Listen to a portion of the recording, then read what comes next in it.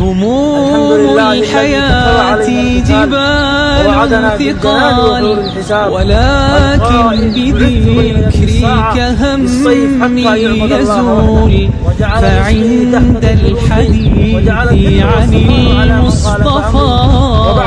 waxaan rabaa inaan halkan fariin uga diro khaayinkii calleera ahaa oo waayahan baraha bulshada soo dhigayay digniino iyo barnaamijyo lagu macnaha lagu argagax gelinayo ummadda Soomaaliyeed nama cabsi gelin kartid annagu geerida kama baqno ilaahay subxaanahu wa ta'aala ayaan ka baqnaa geesiyaasha Soomaaliyeed baan nahay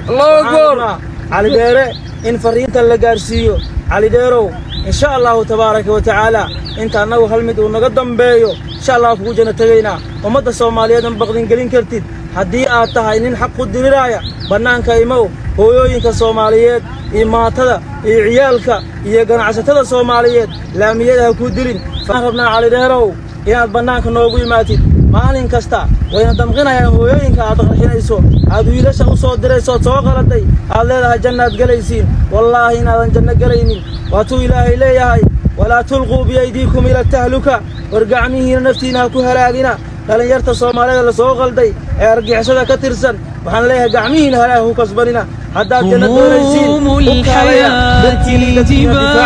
waxaan rabaa inaan cali dheero dardaaran aan siiyo haddii aad kun sheegayso fagaaraha dagaalka ay noo balana ummadda Soomaaliyeedna waxaan sheegayaa inaan dagaalamayno ilaa qiyaamu saaca waalcaaqibatu lilmuttaqiin ciqabada dambana